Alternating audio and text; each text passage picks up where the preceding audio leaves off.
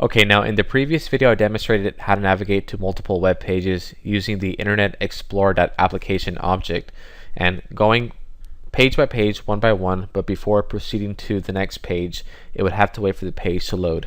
Now, in this video I'm going to show how to do the same process, but how to look for a particular string and return the result of whether or not that string was found, specifically in a hyperlink. Now, I did this video a little bit different. In this video, I already wrote the code out, and I'm just going to show you how it works and how you can set this up. So first off, I'm going to be going through these URLs, going from E7 down to E15, and it's going to be looking for these particular strings. And right here, it's going to let us know if it's found. If it's not found, it's just going to be blank. If it is found, it's going to tell us that it was found, and it's going to give us the URL that it was found in. So let's go ahead and get started, and I've already set this up in this button, check search string. So we're going to go on and click it and let this code run. Right now the pages are loading. I'm going to resize this as it goes.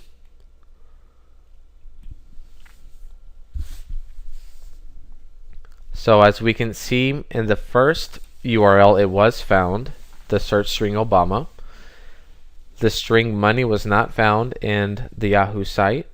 Obama was found on BBC. Romney was found in Huffington Post. And while this is going through each page, let me just explain that this is only looking at the page that it's loaded. It's not looking within other links that are on the page. It's only looking at the page that has loaded. So at this point, it has completed. And if we were to just double check this, let's say we look at NBCnews.com, we're looking for the search string HIV. Now this is only looking at the text of the hyperlink, not the actual URL, but we can still kind of confirm it. We can see that it was found here, and this is the URL that it was found, and we can see that the URL is called "A Baby Now Free of HIV Has Doctors Talking." And if we were to look at the page, we can see that the string HIV is contained in the inner text. Not the URL, but the actual text of the hyperlink. So let me go on and show you the code on how this was set up. First off, I'm going to be in design mode. Under check search string, if I right click that, because that is a shape, as you can see the drawing tools here is highlighted, I have assigned a macro, and the name of the macro is called look for string. So this is the macro that I have already created, and I'm going to click edit. And I'm just going to explain what this code is. And the reason why I'm not typing this out as I go is because in the previous video I was writing this code out, showing you how it worked, and all I did here was made a few modifications to the code. So right now would be a good time to pause your video if you want to look at the code and just write it down or type it out somewhere else. But let me go on and explain to you what this is doing. The very first 3 lines is simply creating the Internet Explorer.application object. We declare the variable dim.ie as object, and we set that variable to be the Internet Explorer.application. And then of course we make it visible so the user can see. I'm going to go on and highlight this code and move it over. The for rep is equal to 7 to 15 is connected down to this next rep right here. All this is saying is that all the code that is within here that's highlighted is going to be done from 7, 8, 9, 10, 11, 12, 13, 14, and 15. Total of 9 occurrences that this code is going to be repeated. That's all that's doing right here.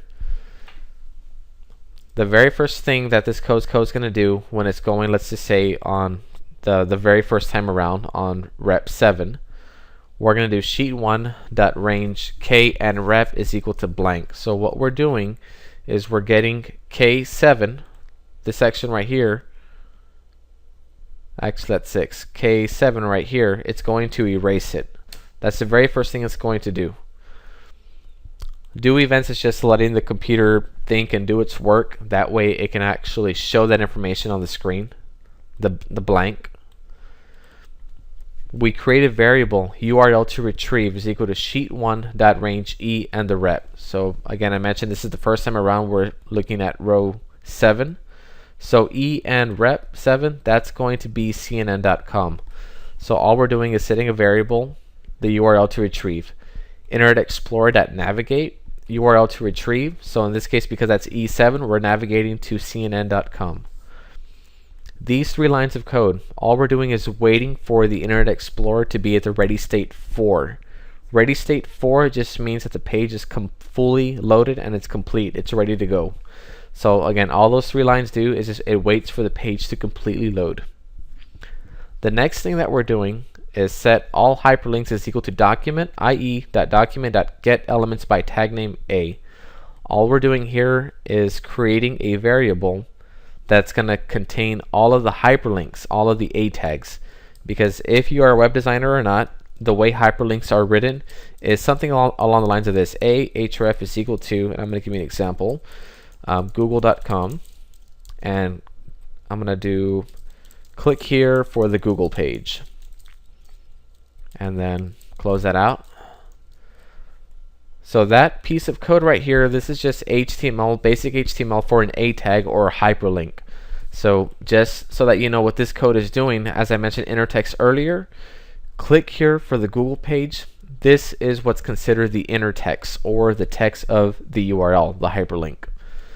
And setting all the hyperlinks, this right here is creating a variable with all of the A tag elements. That's all that's doing. So this, we have a for statement in here for each hyperlink in all hyperlinks. So all we're doing here is going hyperlink 1 by 1. Hyperlink text is our next variable. We put hyperlink text is equal to lowercase hyperlink.innertext.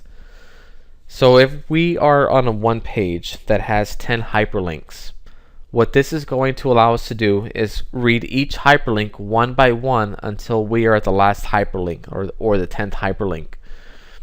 But because we're going 1 by 1, we are assigning a variable that says we're looking at 1 hyperlink and we're only looking at the inner text, which I mentioned was up here. Whatever is within the, whatever is visible to the user. And we want to look at the search string to find. Search string to find is equal to lcase sheet1.range I and the rep. So what we're looking at here is column I and whatever row number we are on, in this case 7, and we're looking for the string Obama. Now what I have done though is did lcase here and lcase here. All I'm doing is I'm setting the hyperlink to be all lowercase, and I'm setting the search string to be all lowercase. That way it's not case sensitive. That way whatever is on the web page and whatever the user types in, it doesn't really matter. It's not going to look at the case. It's only going to look for lowercase. And so what we're doing here is we're creating an if statement. instr will give us the position of a string or a character within another string. So what I'm doing here is if instr, and we're looking at this the hyperlink text, inside the hyperlink text, does the search string exist? If it does exist, this function right here is going to give us the position of where that string exists. It might tell us it's in the 1st position, 10th position, wherever it is within the string. So all we're saying is that if the position is greater than 0, then that means we found it. And so we're going to return that to the user that it's found, and we're going to give them the hyperlink. And then we're just going to exit the for statement, this particular for statement, because we already found it. If it's equal to 0, that means it wasn't found. It's just going to keep going through the for statement, and then it's just going to close out once all the hyperlinks are reviewed. And then last but not least, the next rep is just going to make sure that it goes on to the next line, row 8, until we're all the way down to row 15. And then the process will be completed.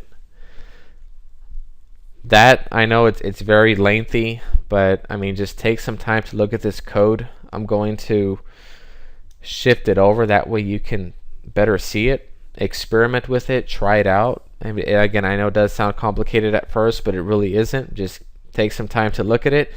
Once you get familiar with this, I mean, it becomes very easy to automate your Internet Explorer application projects, and it'd be very easy to look at the hyperlinks, click them, or whatever it might be that you're looking for.